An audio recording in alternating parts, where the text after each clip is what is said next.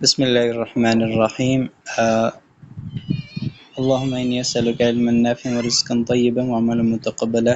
I am Yasir और आप जो है सीख रहे हैं मेरे साथ क्लास 10 की इंग्लिश एंड चैप्टर 8 है और इसके के पीके बोर्ड हम बात करेंगे सबसे पहले। मोस्टली इसके अंदर हम ग्रामर पार्ट डिस्कस करेंगे, adverbs and adverbial. Rewrite the complete sentence using the adverb in the bracket usual position. आपने पोजीशन पे जो है एडवर्ब्स वगैरह लगाने हैं। I must also C a dentist, तो आपने आल्सो लगाना है। अब सी देखें, इसमें जो है सी वर्ब है और इसकी इंफॉर्मेशन वर्ब को मॉडिफाई कौन कर रहा है? आल्सो, तो ये एडवर्ब हो जाएगा।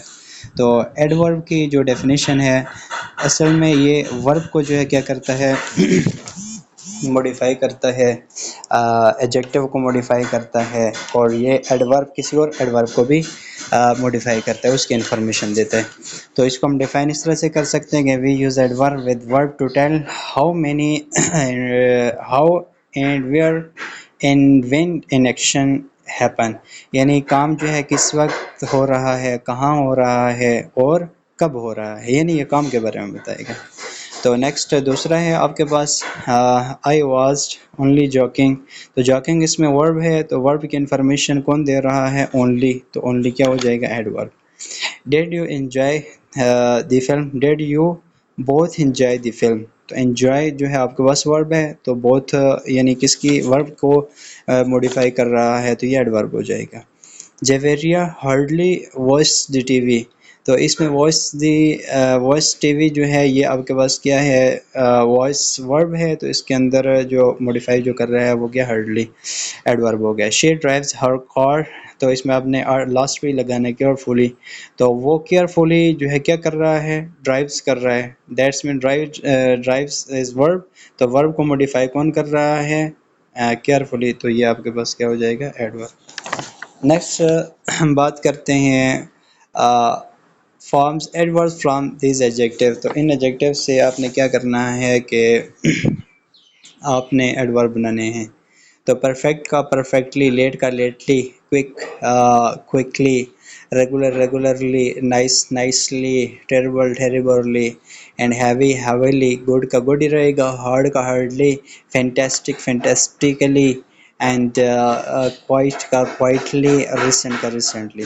Complete the sentence using an adjective और एडवर्ब, या तो आपने यहाँ पे लगाना है एडवर्ब या आपने एडजेक्टिव लगाना है।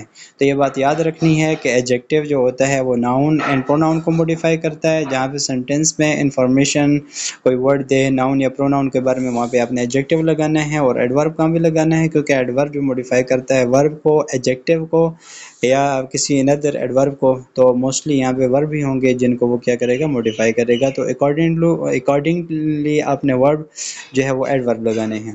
तो he is always in a rush,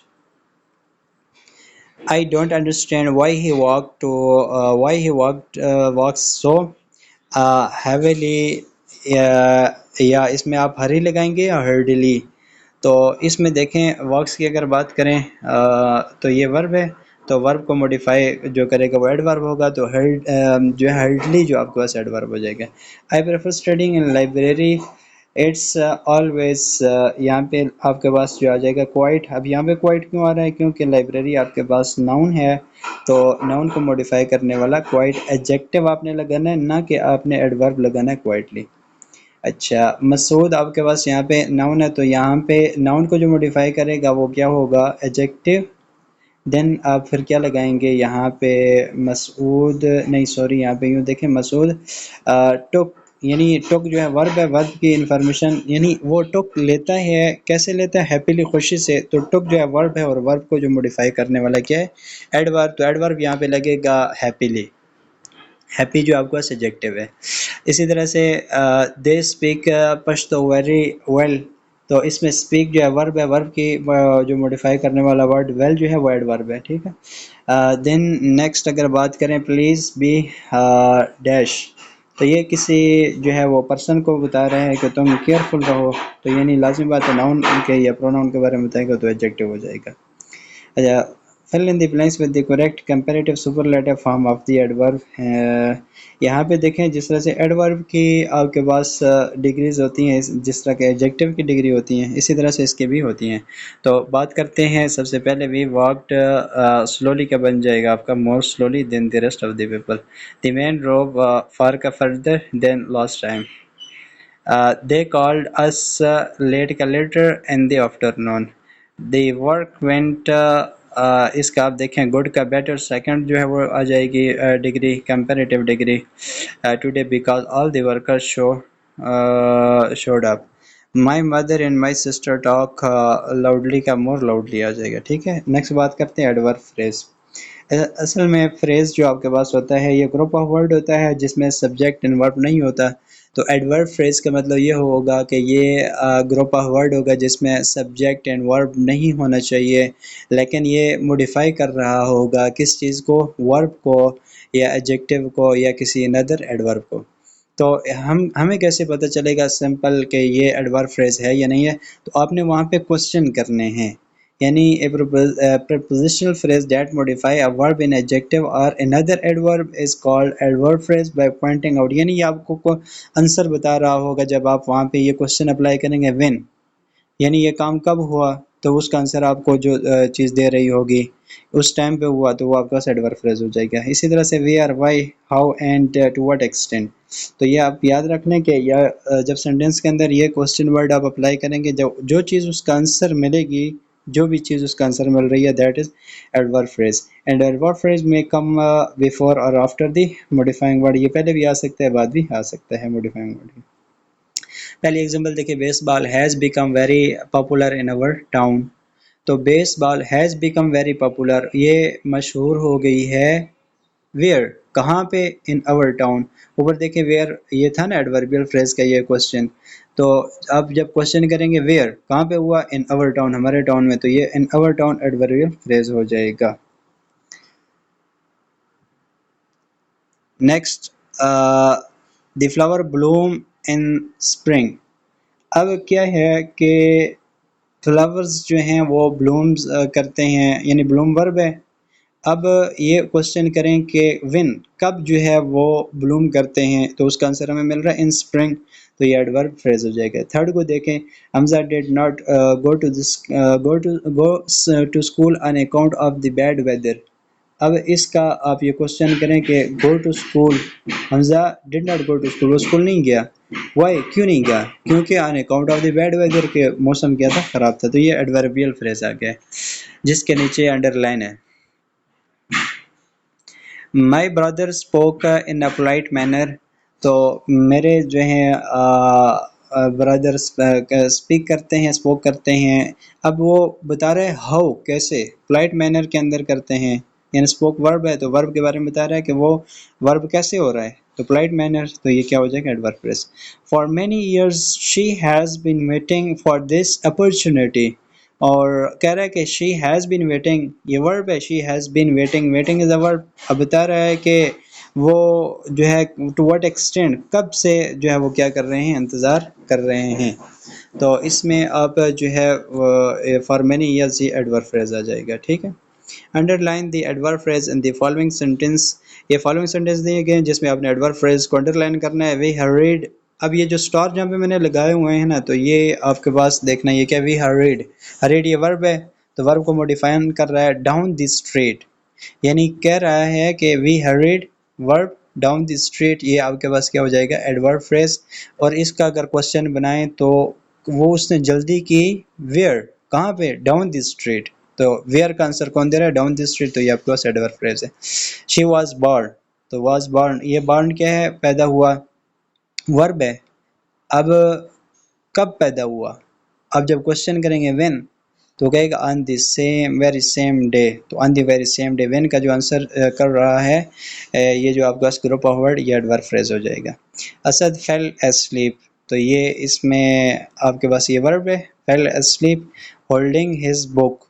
तो हाउ किस तरह से कंडीशन बता रहा है कि अपनी बुक्स को पकड़े हुए वो सो गया, तो होल्डिंग हिज बुक हाउ का आंसर दे रहा है, तो that's mean it is adverb phrase. Every now and then, every now and then का मतलब होता है कभी कभार। दे मेट एंड चैट, तो मेट एंड चैट जो है ये वर्ब है, तो इसको कौन जो है वो मॉडिफाई कर रहा है, एवरी नाउ एंड देन ये इन्फॉर्मेशन दे रहा है। तो इसमें अब क्वेश्चन करेंगे व्हेन, कब, कभी कभार, एवरी नाउ एंड देन। और ये एसएसटी में जो है ये क्वेश्चन आया हुआ है 2022। Every now I would like to ask you to leave, तो फॉर नाउ, फिलहाल। कहता है कि व्हेन, इसका अगर क्वेश्चन करें कब, तो फॉर नाउ, कभी कभार।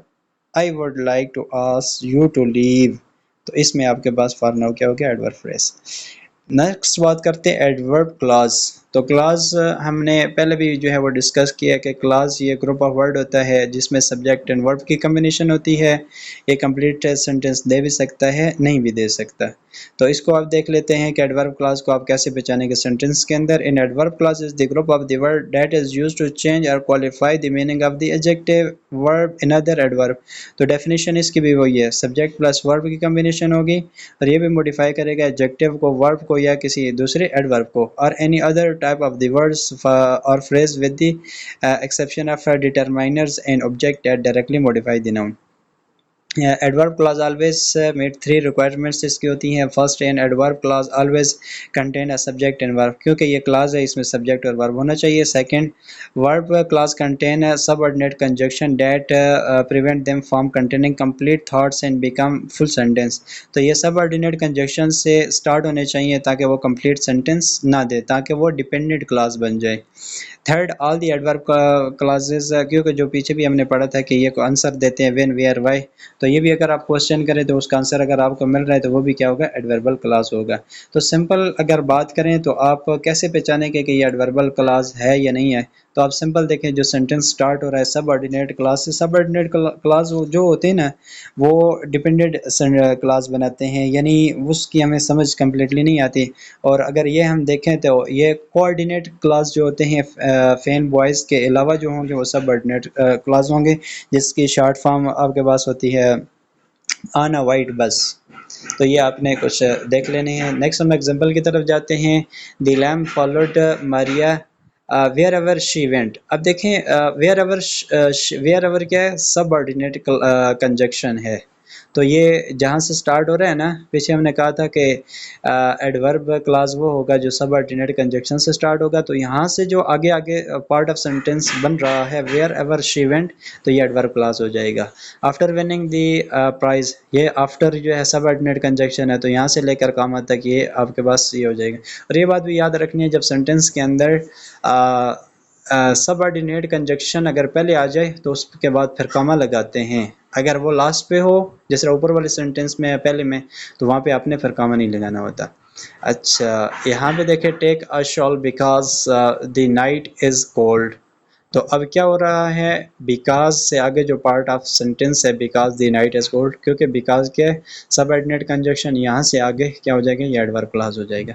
Underline the adverb clause the following sentence को आपने अंडरलाइन करना है। तो यहाँ पे सिंपल रूल ये याद रखना है कि एडवर्ब क्लॉज जो सबऑर्डिनेट कंजक्शन से स्टार्ट होगा। अच्छा, मैं पूरे नहीं पढ़ूंगा, सिर्फ वो सेंटेंस बता रहा हूँ जो एडवर्बल क्लॉज हैं। What ever you like it और नॉट, इसमें वट एवर सबऑर्डिनेट कंजक्शन, तो यहाँ से लेकर कामा आपको ये बताया था कि ये अगर फर्स्ट आ जाए तो इसमें कामा लगाएंगे आप, अगर सेकंड पे हो सबऑर्डिनेट कंजक्शन के साथ पार्ट ऑफ सेंटेंस, तो वहाँ पे आपने कामा नहीं लगाना होता। Unless you run fast, unless भी सबऑर्डिनेट कंजक्शन है, यहाँ पे भी आप कामा लगाएंगे, यहाँ से लेकर अनलेस से कामा तक ये आपके पास एडवर्ब क्लॉज हो जाएगा। वंस दे सा द कार कमिंग, यहाँ पे भी फर्स्ट पार्ट आपके पास आ रहा है सबऑर्डिनेट क्लॉज का, तो ये क्या हो जाएगा, एडवर्ब क्लॉज हो जाएगा, क्योंकि वंस क्या है, सबऑर्डिनेट कंजक्शन है। ऑल दो भी क्या है, सबऑर्डिनेट कंजक्शन, ये भी आपके पास फर्स्ट पार्ट ऑफ सेंटेंस क्या हो जाएगा, एडवर्बियल क्लॉज। ये पांचवें में देखें, until you get it right, तो इसमें अब कॉमा नहीं है, क्योंकि इसमें जो आपके पास डिपेंडेंट क्लॉज है जो कि सबऑर्डिनेट कंजक्शन से स्टार्ट हो रहा है, अनटिल, तो ये लास्ट पे है इसलिए आपने कॉमा भी नहीं लगाना। तो until you get it right ये एडवर्ब क्लॉज हो जाएगा। Give us a call when you get back from your trip, तो व्हेन ये सबऑर्डिनेट कंजक्शन है, यहाँ से आगे क्या हो जाएगा एडवर्ब क्लॉज। सिंस ये भी क्या है subordinate conjunction, I will be working lately, late sorry, यहाँ तक भी ये क्या हो जाएगा adverb clause. The fireworks show will start after the sun goes down, after के बाद ये क्या हो जाएगा, क्योंकि आफ्टर क्या सबऑर्डिनेट कंजक्शन है। वेन एवर भी सबऑर्डिनेट कंजक्शन है, you promise to do something, ये भी क्या हो जाएगा आपके पास तो नेक्स्ट इंशाल्लाह आपसे मिलेंगे नेक्स्ट वीडियो के साथ। तो इस चैनल को ज़रूर जो है वो करें, सब्सक्राइब करें और लाइक भी करें।